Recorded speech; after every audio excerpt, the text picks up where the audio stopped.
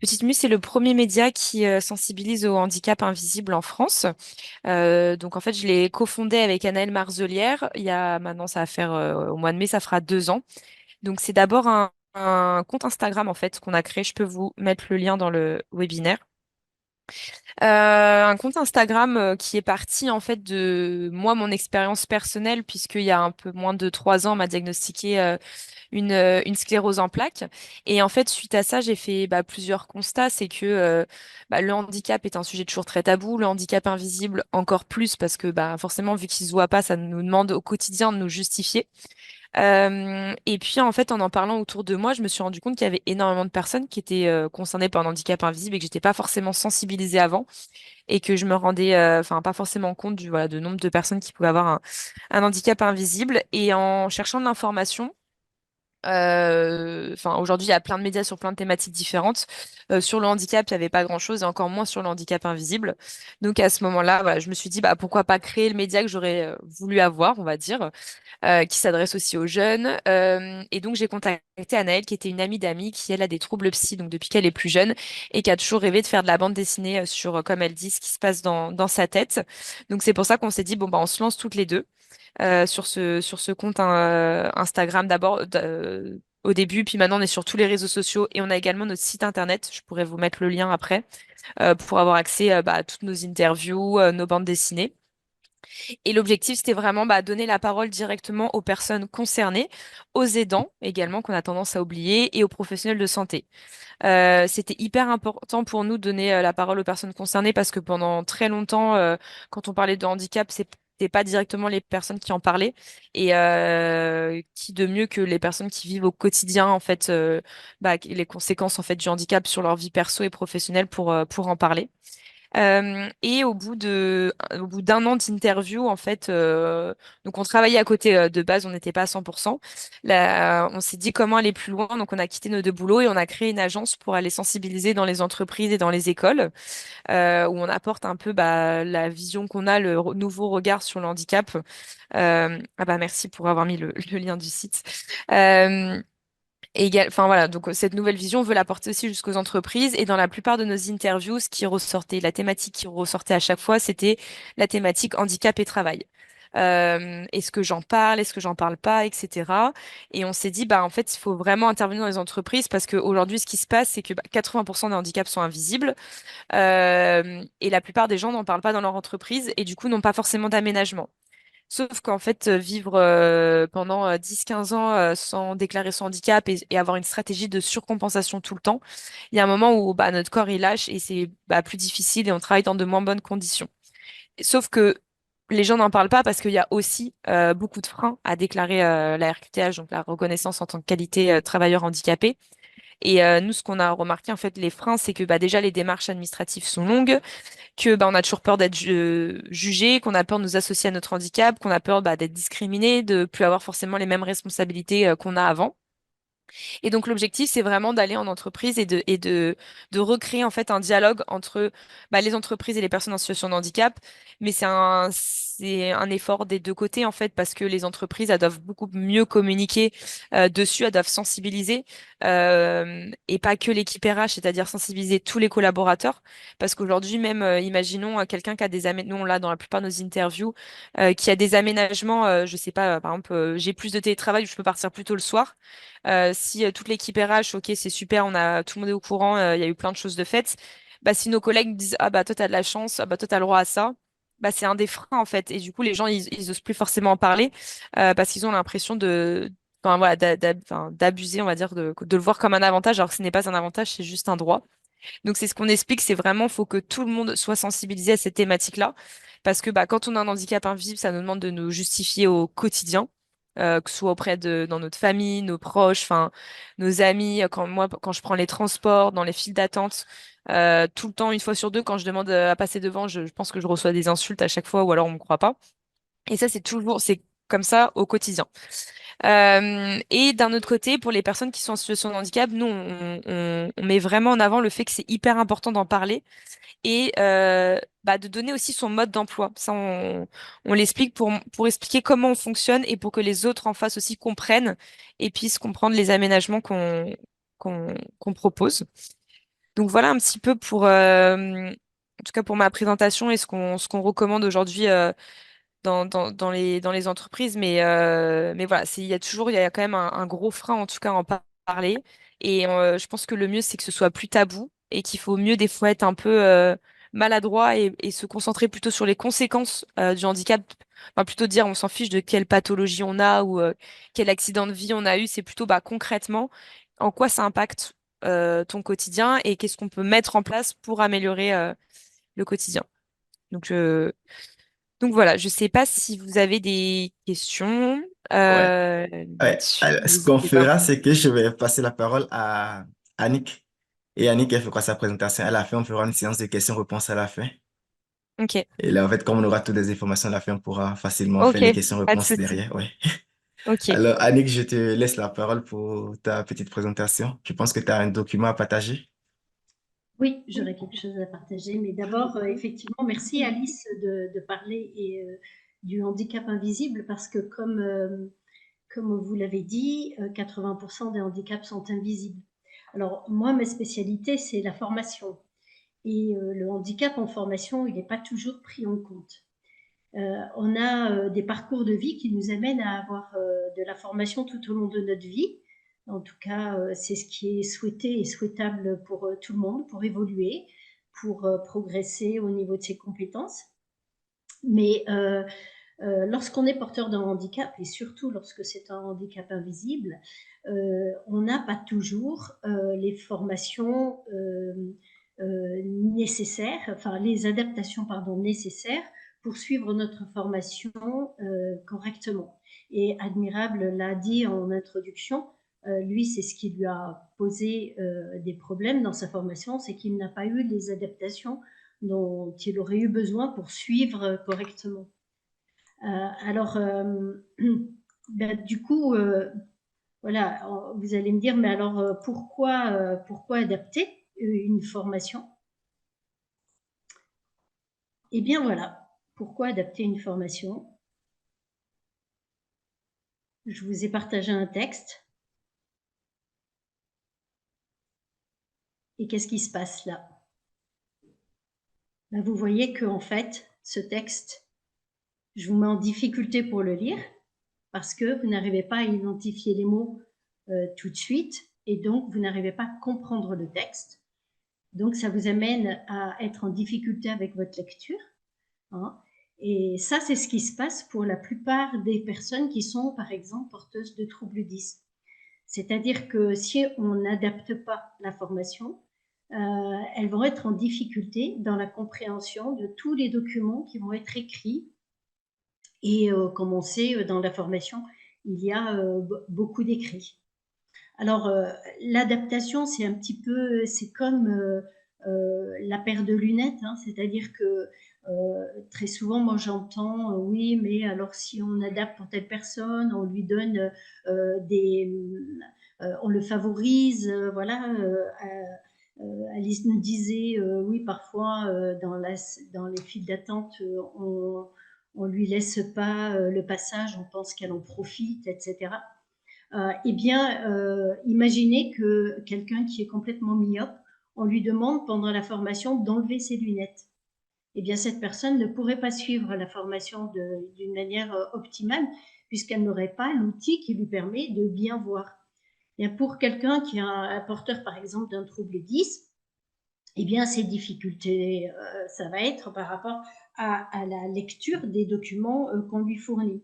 On oublie aussi que l'adaptation, les adaptations, quand on a fait des adaptations pour des personnes en situation de handicap, en fait, ces adaptations-là, elles ont servi à tout le monde. Par exemple, l'économe, l'épluche légumes, il a été inventé par un monsieur pour sa femme qui n'arrivait plus à éplucher des légumes avec un couteau à cause d'une polyarthrite déformante. Et maintenant, tout le monde a un épluche légumes, un économe dans le tiroir de sa cuisine. Les SMS, ils ont été aussi inventés pour les personnes sourdes, pour qu'elles puissent communiquer par écrit. Et maintenant, tout le monde utilise les SMS. Les plateaux ou les bus qui s'abaissent ont été prévus pour que des fauteuils roulants puissent entrer facilement dans les bus. entrer et en sortir, mais ces plateaux elles sont intéressants pour les personnes qui ont des poussettes, qui sont en béquille, etc. Alors, en fait, l'idée, ça serait de se dire, j'adapte pour tous. Et on a des conditions d'adaptation minimales. On ne peut pas forcément tout adapter pour tout le monde, pour que ça soit accessible à tout type de handicap à 100%. Mais en tout cas, on sait que dans la formation, on a des adaptations minimales à faire, et en particulier sur les documents écrits.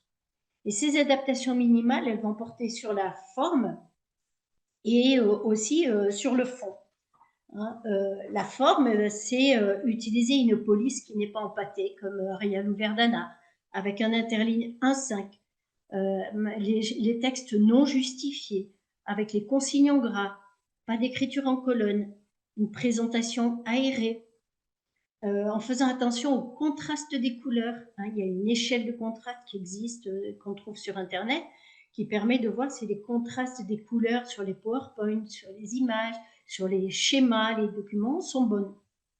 Mais c'est aussi adapter le fond, en mettant des consignes simples, des phrases courtes, éviter toutes les formules avec des négations dans les questions, par exemple. Et puis, penser à synthétiser les cours, donc de se dire, si on n'arrive pas à tout lire, en tout cas, quelles sont les informations importantes à donner à chaque personne, qu'est-ce qu'on doit retenir impérativement. Il y a aussi, je dirais, ce sont des choses de bon sens, mais dans les organismes de formation, trop souvent, on n'a pas de charte graphique qui soit vraiment inclusive, hein, et donc accessible à tout le monde. Et je dirais que pour tout organisme de formation, on devrait décider que tous les formateurs utilisent des normes, donc ces normes-là, qui sont des normes minimales, sur les documents écrits. Donc que ça soit cours, PowerPoint, etc. Il y a aussi des aides possibles à mettre en place, hein, et ça va se faire en collaboration avec la personne, j'en parlerai après. Ces aides possibles, il y a des aides techniques comme la lecture vocale, la dictée vocale, donc sur l'ordinateur, certains logiciels spécifiques, un microdirectionnel par exemple, pour quelqu'un qui sera malentendant, le fait qu'il y ait un microdirectionnel qui soit accroché au pull du formateur ou posé sur le bureau va lui permettre d'avoir les informations directement envoyées dans son appareil auditif, et donc d'avoir une meilleure compréhension de ce que dit le formateur. Pensez à la lumière aussi. La lumière, est-ce qu'elle doit être forte ou plutôt faible en fonction des problèmes visuels ou d'hypersensibilité que peuvent avoir les personnes. Par exemple, on ne pense pas que pour des personnes qui peuvent avoir des troubles autistiques, le fait d'être dans une salle de formation avec des néons qui ont une lumière très blanche, avec peut-être même un néon qui vibre, hein, parfois ça existe, ça pollue tellement, ça met tellement d'inconfort que ça va diminuer ses capacités d'attention et ses capacités de compréhension de votre formation.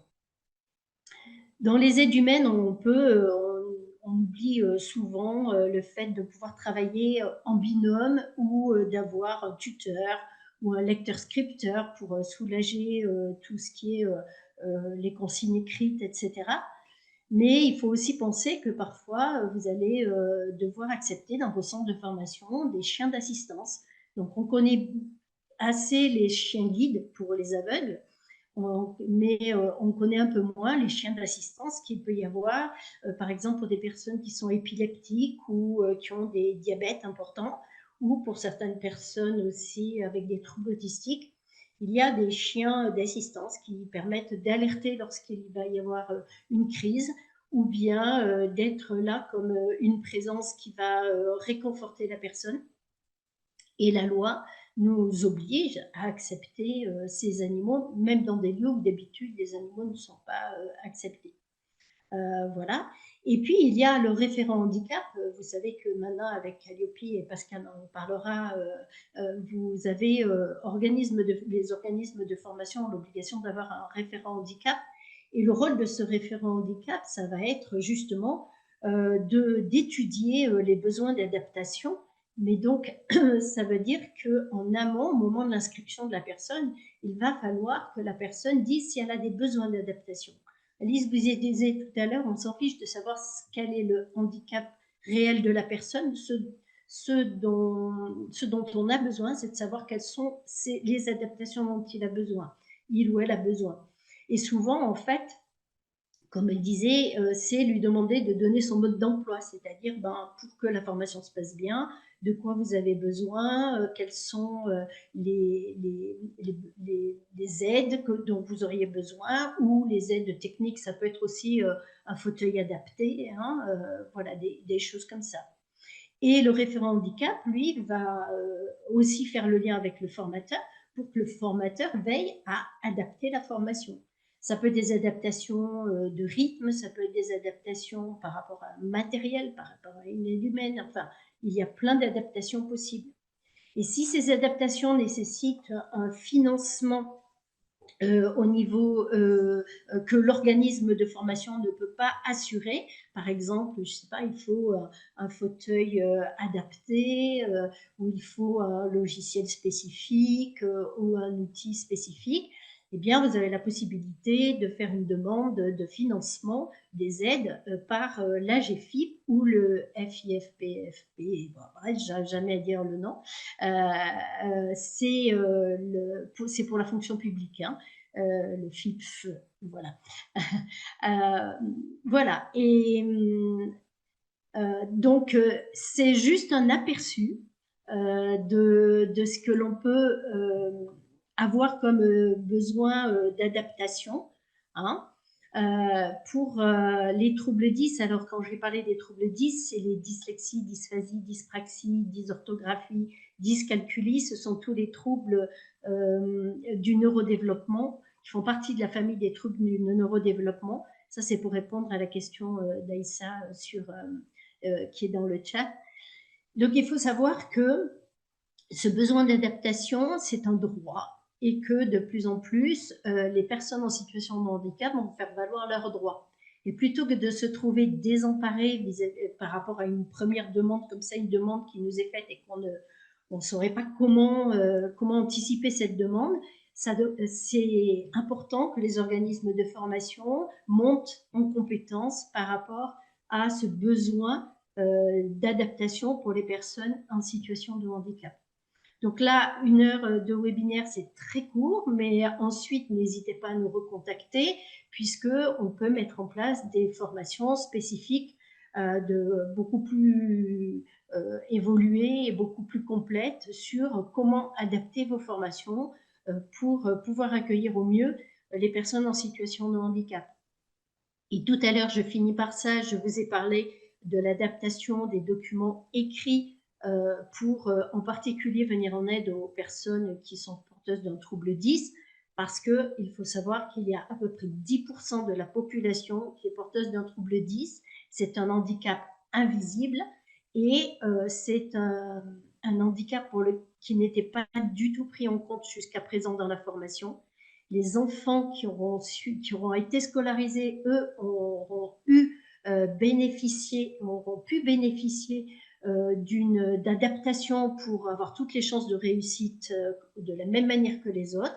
Et donc, ils vont faire valoir ce droit maintenant dans le cadre de la formation, et en particulier dans le cadre de la formation professionnelle. Ça veut dire qu'il faut que vous vous attendiez à pouvoir accueillir ces stagiaires-là dans de meilleures conditions. Voilà, on répondra aux questions après, comment devenir référent handicap. Pascal vous en parlera peut-être après. Je ne veux pas déborder sur le temps qui m'est imparti, mais je répondrai à toutes vos questions après la présentation de Pascal. Ça marche. Merci beaucoup, Annick, pour ta présentation. Maintenant, je vais passer la parole à Pascal pour sa présentation. Voilà. Donc, bonjour. Donc, voilà, moi, j'ai travaillé pendant 30 ans dans la formation professionnelle. Et donc, je me suis qualifiée en qualité d'auditrice d'organismes prestataires d'actions concourant au développement des compétences. J'accompagne donc plus spécifiquement depuis 4 ans maintenant des organismes de formation à se certifier Calliope et à valider leur certification, ainsi que les audits de surveillance, bien sûr, et de renouvellement. Donc, je travaille beaucoup également avec des centres de formation internes dans des entreprises, en fait. Voilà, je travaille avec des centres de formation, mais également des centres de formation d'entreprises internes. La démarche qualité donc du référentiel national qualité Calliope vous permet à partir d'un référentiel de bénéficier des financements publics, mais également de garantir la qualité aussi de vos prestations de formation.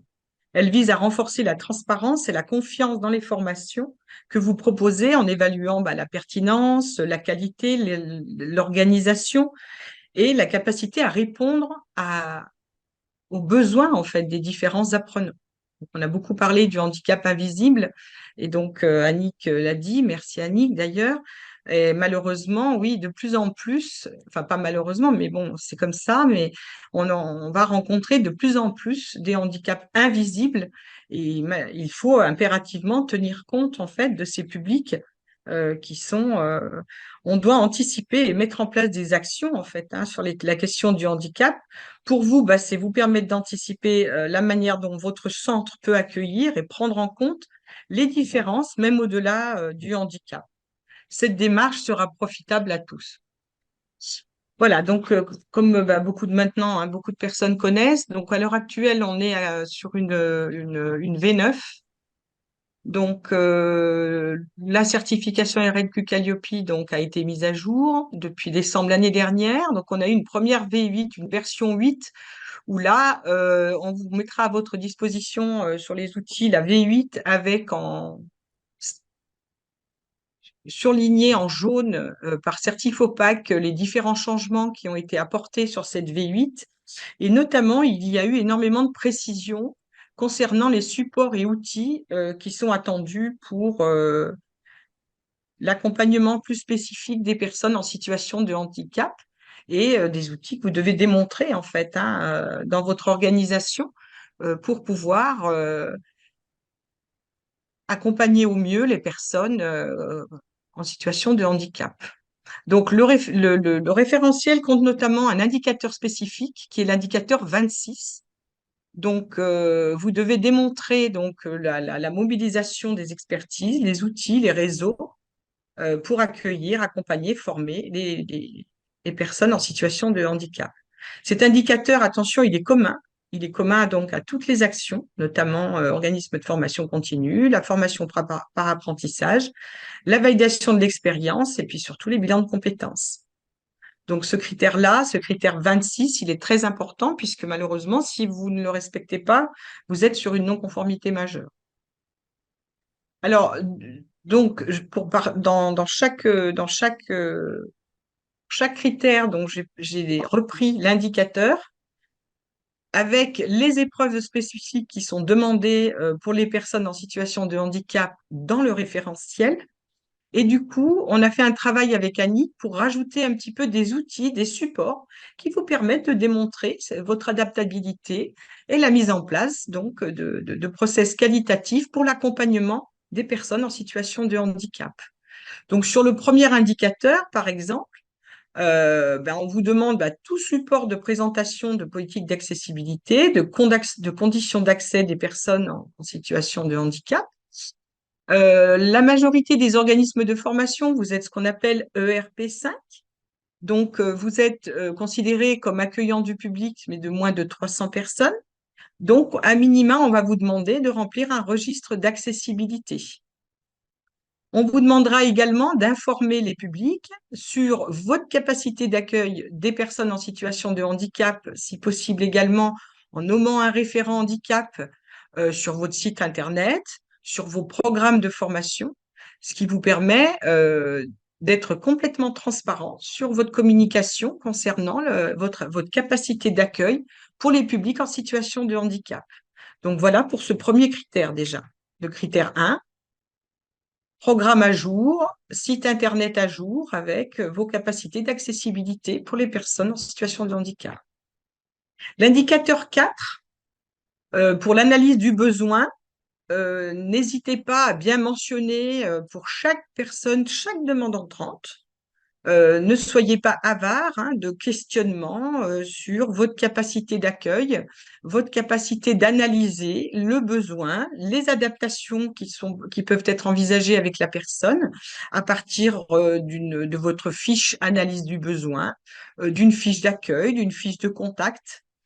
N'hésitez pas, si vous avez besoin de décrire des besoins en termes d'adaptation, d'utiliser le réseau AGFIP. On vous a donc mis avec Annick sur le réseau de l'AGFIP. Vous avez un, ça, le réseau, donc on appelle nous RHF, c'est le réseau handicap formation, qui vous donne toute une catégorie d'outils, de supports qui peuvent vous aider pour adapter éventuellement des besoins en formation pour l'accueil de vos futurs stagiaires. N'hésitez pas. Donc, l'indicateur 4. L'indicateur 6, on vous demande d'établir des contenus, des modalités de mise en œuvre de prestations. On vous demande de détailler, de démontrer comment vous êtes en capacité d'adapter vos supports donc, à tout public. Donc, le meilleur moyen, c'est de décrire dans vos déroulés pédagogiques, scénarios pédagogiques, différentes modalités que vous utilisez, comme des supports numériques, par exemple. Adapter vos supports PowerPoint ou autres, comme vous a bien indiqué Annick tout à l'heure, avec des moyens qui peuvent être visibles par tous, qui peuvent être accessibles à tous. Voilà, fractionner par exemple la formation. Moi, j'ai eu un centre de formation qui donnait les supports en amont de la formation pour permettre aux personnes en situation de handicap de s'approprier le contenu avant, avant de démarrer la formation, ce qui leur permettait d'être beaucoup plus à l'aise pendant la formation pour pouvoir avancer en même temps que les autres en termes d'apprentissage. Donc voilà pour ce critère 6. Bon, bien sûr, n'hésitez pas à poser des questions, On est sur un webinaire d'1 heure, donc ça va assez vite. On est obligé un petit peu de synthétiser, mais vous aurez également accès de toute façon à des supports et des outils à l'issue de ce webinaire. Donc l'indicateur 9, le critère 3, indicateur 9, on vous demande d'informer sur le déroulement, notamment les modalités d'accès, de suivi, d'accompagnement. Donc, soyez précis dans l'accessibilité du lieu de formation, précisez s'il y a des places, par exemple, spécifiques, des ascenseurs, des monte-personnes. N'hésitez pas, dans le cadre de l'accompagnement de vos personnes en situation de handicap, d'élaborer des petites fiches d'entretien individuel, par exemple, des contrats de formation qui vont préciser des modalités qui peuvent être adaptées. Précisez bien toujours dans les conditions de déroulement de la formation le nom du référent et la modalité d'accès à ce référent, un numéro de téléphone, une adresse email par exemple. Voilà pour ce critère-là, pour le critère 9, l'indicateur 9, pardon. Pour l'indicateur 10, on vous demande de démontrer que vous mettez en œuvre et adaptez la prestation, l'accompagnement et le suivi. Alors, c'est vrai qu'on vous demande de mettre à disposition des formateurs, à disposition de votre structure, une liste ajout de personnes ressources qui susceptibles de venir en aide, de venir en soutien à vos formateurs, à votre structure. Donc, Annick en a parlé tout à l'heure. Pour justement aider à aménager les parcours, à investir dans du matériel, à investir éventuellement dans des logiciels, des traducteurs, des interprètes, pour pouvoir justement, donc c'est ce qu'on appelle le plan individuel de compensation du handicap, où là vous tracez vraiment tout ce qui a été mis en œuvre pour une personne en particulier par exemple, Moi, je mets toujours une fiche de suivi parce que euh, c'est toujours intéressant de co-construire avec une personne en situation de handicap tout ce qu'on peut mettre en œuvre avec elle. Cette petite fiche vous permet de tracer, de suivre vraiment, de noter un compte rendu d'entretien et on signe avec la personne ce qu'on se met d'accord pour la mise en œuvre d'adaptations spécifiques pour elle dans le cadre d'un accompagnement, dans le cadre d'un entretien individuel en amont de la formation, par exemple, lors d'une information collective, pendant la formation, régulièrement organiser des entretiens individuels et bien recueillir un petit peu tout ce qui a été mis en place, tout ce qui fonctionne, tout ce qui ne fonctionne pas, tout ce qui est à améliorer, par exemple, dans l'accompagnement plus spécifiquement de cette personne. Voilà pourquoi je parle d'une fiche individuelle de suivi, hein. C'est simplement reporter par écrit un petit compte-rendu des différents entretiens que vous pouvez avoir avec une personne. Ça peut vraiment vous montrer, dans le cadre de cet indicateur 10, bah, votre capacité de mettre en œuvre et d'adapter votre prestation. Voilà. Donc, c'est des idées hein, on vous a mis à disposition en termes d'outils et de support. C'est des idées pour démontrer justement votre capacité d'accompagner ces personnes, hein.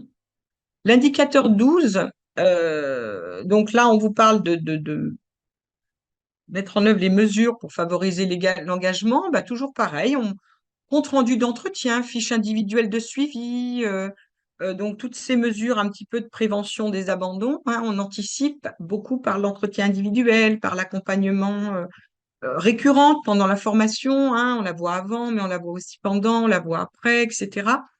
Donc, dans cet indicateur 12, là, c'est important aussi, ces petites fiches là dont je vous parlais, hein.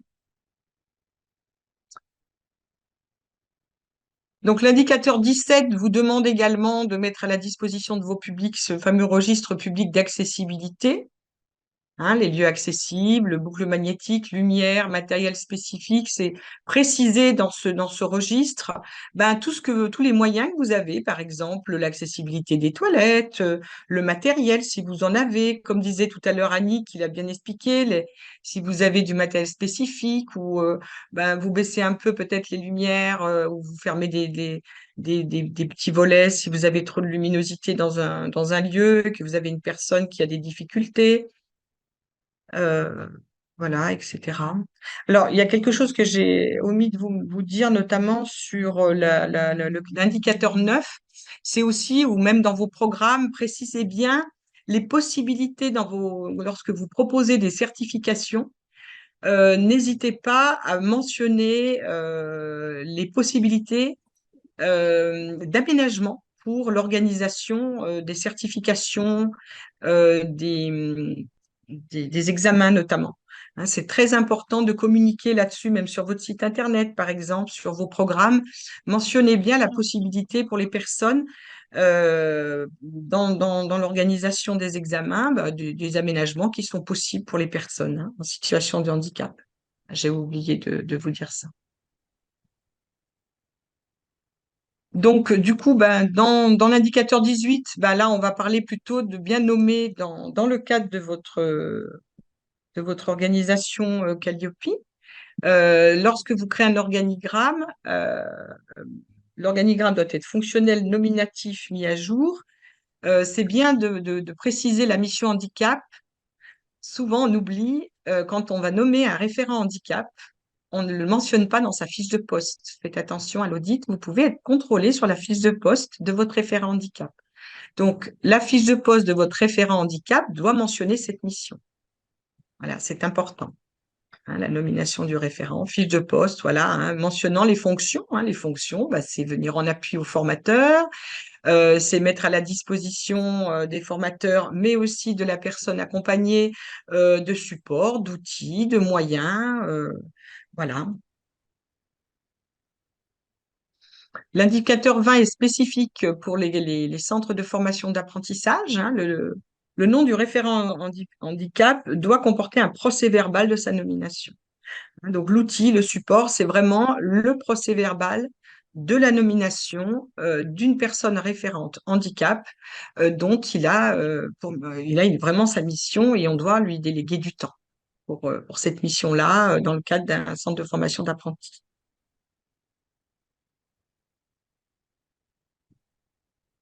Du coup, dans l'indicateur 23, on vous demande, ça a été rajouté dans la version 8 du référentiel, c'est dans l'indicateur 23, on vous demande, dans la veille légale et réglementaire de la formation professionnelle, on vous demande de la veille réglementaire en matière de handicap. Voilà. Donc, c'est important, quand vous êtes référent, de bien capitaliser toutes les recherches que vous pouvez réaliser avec les articles de la GFIP, les ressources handicap qu'on vous met à disposition avec la GFIP, le ministère du Travail qui régulièrement aussi informe sur les modalités de mise en place, d'accompagnement, d'aide, etc. pour le handicap. Donc, n'hésitez pas à vous créer dans cette veille légale et réglementaire une veille en matière de handicap. Donc ça, c'est le fameux indicateur 23. Sur les innovations pédagogiques aussi, puisque ben c'est vrai que comme le disait Annick, n'hésitez pas à adapter vos supports pédagogiques à tout le monde. Donc, si vous faites cette démarche, mentionnez-le dans votre veille. Voilà, si vous participez, par exemple, comme là, à des webinaires, à des conférences, à des groupes de réflexion, par exemple, d'analyse de pratique, notamment avec la GFIP, si vous faites des MOOC, n'hésitez pas à démontrer que vous réalisez une veille et que vous la mettez en pratique grâce à l'adaptation de vos supports pédagogiques. Je ne sais pas s'il doit y avoir pas mal de formateurs qui nous suivent aujourd'hui, là, ce matin. Donc, tracez bien tout ce que vous faites en termes d'adaptabilité pour bien démontrer la mise en pratique, la mise en exploitation de votre veille. Voilà. Et donc, le fameux indicateur 26, hein, donc, la liste des partenaires du territoire, vous pouvez très bien la réaliser avec le site de la GFIP, noter bien tous les cap emploi avec lesquels vous travaillez, la maison des personnes handicapées de votre territoire, etc. N'hésitez pas à recueillir toutes ces données-là sur un document et le transmettre à vos équipes, à vos formateurs, à votre référent handicap. Pensez bien à la mettre à jour. Cet annuaire de personnes ressources doit être bien mis à jour. Sinon, c'est une non-conformité. S'il n'y a pas des magies dessus, c'est une non-conformité. La GFIP vous met à disposition des petits MOOC pour connaître les différentes formes de handicap, etc. N'hésitez pas hein, à les faire. Hein. Alors, la nouvelle version V8, on vous parle d'une charte d'engagement. Donc, cette charte d'engagement, je verrai avec Admirable si on peut pas vous la mettre à disposition. Je n'ai pas réussi à la mettre sur le site. Alors, je sais pas, je pense qu'il y a un petit souci au niveau technique, au niveau de l'État. Mais cette charte d'engagement, on va vous la mettre à disposition. Hein, donc, on vous parle de ça dans le référentiel. Donc, c'est une charte qui engage hein, votre équipe pédagogique ou votre équipe d'encadrement avec le référent handicap et au moins 2 personnes. Vous devez être 3 personnes et organiser un petit comité de pilotage avec des axes de progrès que vous souhaitez mettre en place dans votre centre. Voilà, donc voilà en quoi consiste cette charte d'engagement. Donc, vous devez remplir hein, différents actes, etc. On va vous la mettre à disposition là avec Admirable sur les supports et outils qu'on vous donne à l'issue de ce webinaire, pardon. Par contre, pour vraiment l'intégrer sur le site, on a tenté plusieurs fois, mais on n'y arrive pas. Donc, je pense qu'il faut encore qu'il y ait je sais pas. Voilà. Donc, préparer la certification Calliope, c'est pas voilà faire Calliope pour faire Calliope, hein, c'est vraiment rendre visible, valoriser vos pratiques tout en proposant un service formation de qualité. La démarche qualité va vous permettre d'être en constante amélioration continue et surtout permettre que votre organisme soit accessible à un plus grand nombre de personnes par sa capacité d'adaptation et d'accueil pour tous les publics. Parce que l'objectif, c'est ça, en fait, c'est que votre centre de formation ou votre activité de formateur vous permette d'être en capacité d'accueillir et d'être accessible à tout le monde. Voilà, tout simplement. Je vous remercie. Merci Pascal. Est-ce que vous pouvez couper votre partage d'écran juste un moment? Pardon. Alors, merci à vous trois pour votre participation et les conseils précis que vous avez donnés. Et juste, je viens. Est-ce que vous voyez mon partage d'écran? Oui. Ouais. En fait, j'ai créé un petit site. En fait, c'est une page Internet où vous pouvez recevoir, en fait, de la documentation pour faciliter, en fait, vos recherches, faciliter aussi la mise en place de vos formations. Donc, en gros, quand vous venez sur le site, en fait, vous cliquez sur Obtenir la documentation. Et là, en fait, vous allez remplir un formulaire où j'aurai votre adresse email et derrière, je pourrai vous envoyer pas mal de documents pour améliorer vos formations et aussi des documents qui ont été présentés lors de ce webinaire. Et juste en bas, en fait, vous avez plein de sites, en fait, où vous pouvez obtenir des informations supplémentaires sur tout ce qui a rapport avec le handicap. Donc, vous avez des ressources sur handicap formation, vous avez le site de Petite Mue, dont Alice nous a parlé au début, vous pouvez avoir vraiment plein de documents, plein de vidéos et tout. Vous avez Atep Hebdo, qui est une newsletter. Et au fait, pour ce webinaire, ils nous ont offert un code promo qui est entre 24. Et vous pouvez juste cliquer là pour profiter de l'offre, pour avoir accès à cette newsletter. Vous avez le site de H plus Formation. Je pense qu'on va en parler un peu plus dans les questions parce que j'ai vu quelqu'un qui demandait comment devenir référent handicap. Et vous avez aussi le site de l'AGFIP qui donne pas mal aussi d'informations pour tout ce qui a rapport avec le handicap dans le monde de la formation professionnelle. Donc, si vous avez besoin de toute la documentation de ce webinaire, vous pouvez juste cliquer ici pour la voir. Et ceux qui se sont inscrits sur LinkedIn, j'ai dit à vos adresses email, donc je pourrais vous transmettre tous les documents à la fin de la formation. Je vous encourage vraiment à le faire parce qu'il y a pas mal de documents qui ont vraiment été bien construits, qui vont vraiment vous aider dans vos formations. Alors là, on va passer à la partie questions. Il y a quelqu'un qui a demandé dans le chat, qu'est-ce qu'un registre d'accessibilité? Et j'ai vu qu'il y a Annie qui lui a envoyé un lien vers le site de H plus Formation. Je ne sais pas s'il y a quelqu'un qui veut en parler rapidement entre Pascal et Annick. Le registre d'accessibilité, c'est ce que je disais tout à l'heure, hein, c'est quand on est donc RP5, qu'on est dans l'accueil de public. On tient, c'est un petit registre qui est très bien fait et il y a c'est une petite page de présentation de la structure. Vous pouvez l'afficher ou le garder à disposition à l'accueil. C'est un petit support qui reprend simplement, si tu veux préciser peut-être plus de choses, toi, Annick, si par exemple il y a des lieux où ils sont pas accessibles ou des choses comme ça, donc bien le mentionner, par exemple. Euh, Ça permet Oui, de... il s'agit de lister en fait ce qui est dans votre organisme de formation déjà en place. Par exemple, est-ce que vous avez un variateur de lumière? Est-ce que vous avez des sièges adaptés? Est-ce qu'il est accessible aux personnes à mobilité réduite? Est-ce que vous avez un référent handicap? Oui, est-ce que Est-ce votre que vous avez personnel une est boucle, formé? est-ce que vous avez une boucle magnétique, etc. Donc c'est un petit document tout simple. On a à cocher des choses. Il est déjà enfin pré, Il est tout comment rempli. dire, Il enfin, est il est prêt. déjà formé. Mais après vous pouvez le compléter. Vous pouvez faire votre document vous-même si vous voulez. Et l'idée, c'est de l'avoir accessible sur votre site internet et puis éventuellement de pouvoir l'envoyer aux personnes qui vous le demanderaient. Parfait. Et alors, il y a quelqu'un qui a demandé comment définir référent handicap parce qu'elle voulait répondre au... Ah, oui, Annick et moi, puisqu'en fait, référent handicap, il y a énormément de structures qui proposent des formations, etc.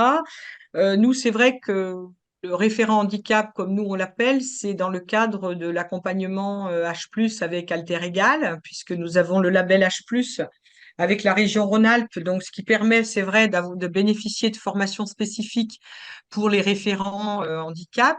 Après, un référent handicap, c'est une personne ressource au sein d'une structure qui s'informe, qui se forme, comme je disais tout à l'heure, par exemple, avec les acteurs de progrès, toutes ces structures comme la GFIP qui permettent de bénéficier des MOOC. C'est beaucoup, enfin, je sais pas ce que tu en penses, Annick, mais un référent handicap, c'est vraiment quelqu'un qui s'intéresse à la problématique du handicap, qui recueille une veille active pour pouvoir être à la disposition dans l'organisme pour accueillir les personnes en situation de handicap et soutenir les équipes pédagogiques. Oui, il n'y a pas de diplôme spécifique référent handicap pour des organismes de formation. On n'a pas besoin de passer un diplôme spécifique. Donc, le référent handicap sera identifié, donc ça sera décidé. Il y aura comme Pascal vous disait, un arrêté de nomination qui dit que cette personne est référente handicap. Et après, c'est au référent handicap de se former. Donc, il y a des formations accessibles en ligne sur les sites de la GFIP ou autres. Sur Auvergne-Rhône-Alpes, donc un dispositif H+, qui propose aussi tout un panel de formations. Si vous êtes aussi sur Auvergne-Rhône-Alpes et que vous souhaitez former les référents handicap, mais aussi vos formateurs sur l'accueil des personnes qui ont des troubles du neurodéveloppement, vous pouvez me contacter parce que dans le cadre d'un projet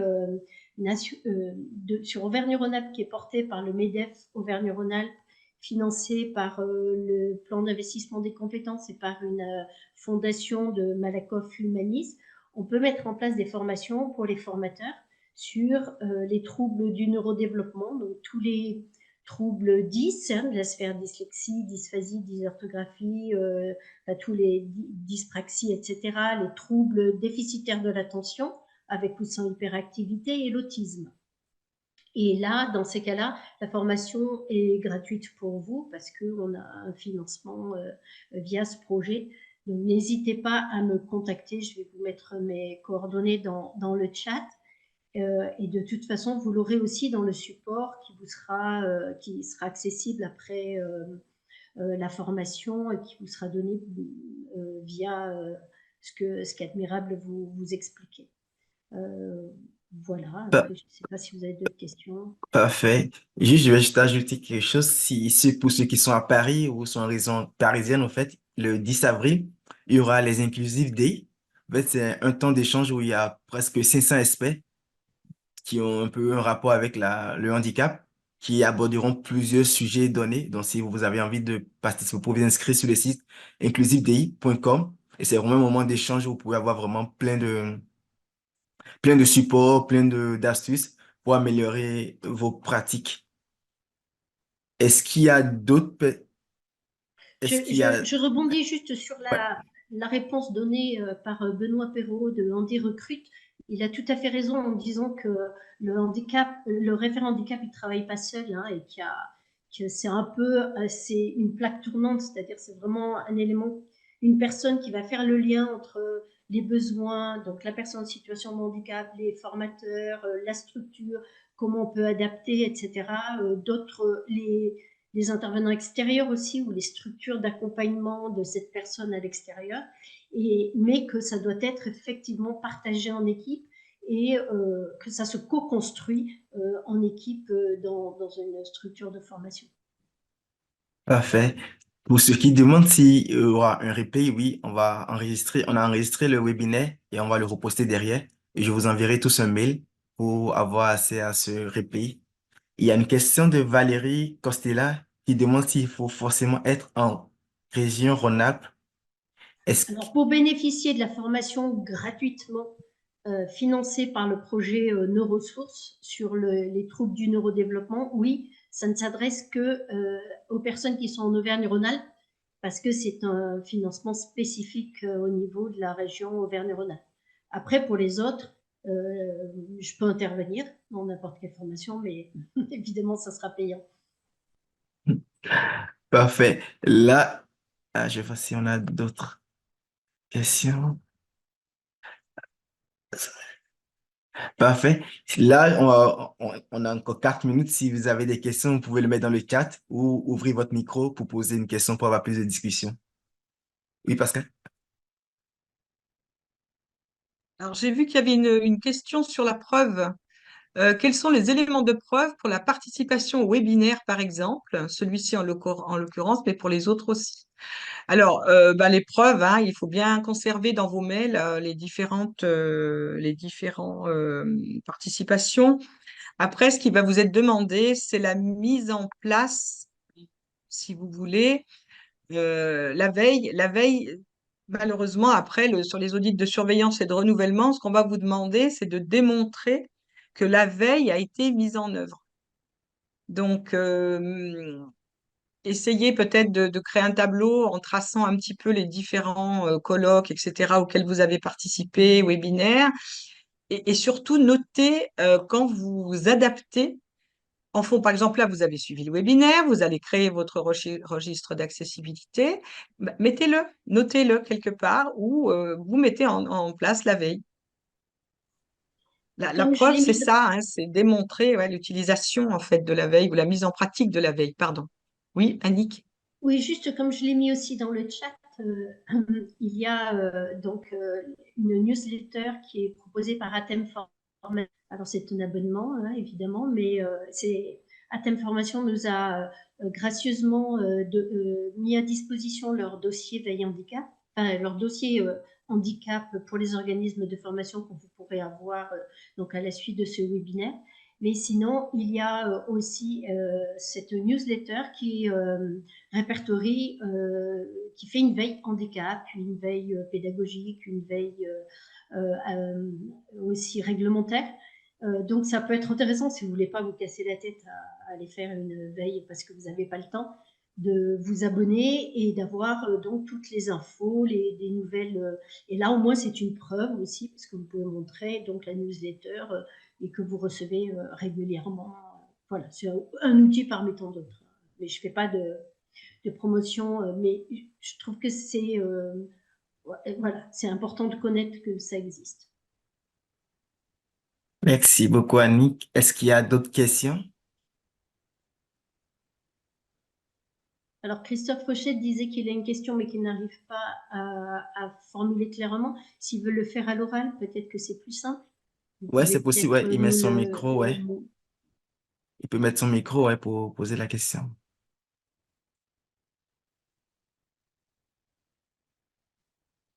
Ah, il y a quelqu'un qui demande comment réagir lorsque nous retrouvons le matin de formation avec une personne qui ne maîtrise pas la langue. Ah, alors ça, effectivement, la problématique, c'est, alors là, elle n'est pas dans, enfin, elle ne rentre pas dans le champ du handicap, même si ne pas maîtriser la langue nous met en situation de handicap. Hein, c'est un handicap social, il n'est pas reconnu comme tel, comme étant un handicap. C'est-à-dire, vous n'allez pas avoir une reconnaissance qualité travailleur handicapé parce que vous êtes d'origine étrangère. Oui, c'est très compliqué. C'est-à-dire que là, normalement, ça ne devrait pas se produire, d'avoir le matin même quelqu'un qui possède, qui maîtrise pas la langue, en tout cas si c'est la langue orale et ou langue écrite, parce que ça vous demande en amont effectivement beaucoup d'adaptation. Alors il faut que vous sachiez qu'il y a des règles de rédaction qui s'appellent de facile à lire à comprendre, qui peut être utilisé pour des personnes de langue étrangère ou bien des personnes qui sont déficientes intellectuelles avec une déficience un peu importante. Là aussi, ça demande une formation complète. Ça s'appelle le FALC, facile à lire et à comprendre. Vous pouvez trouver sur Internet, sur le site de l'UNAPI, un guide de rédaction en FALC. C'est possible de travailler sur la rédaction le plus simplifiée possible des supports de formation. C'est ce qu'on travaille, c'est ce qui est important de travailler, surtout si on accueille des gens en FLE, hein, français langue étrangère. Voilà. Mais effectivement, j'ai pas de solution miracle si vous apprenez le matin même que vous avez une personne qui maîtrise pas du tout la langue dans votre groupe de formation.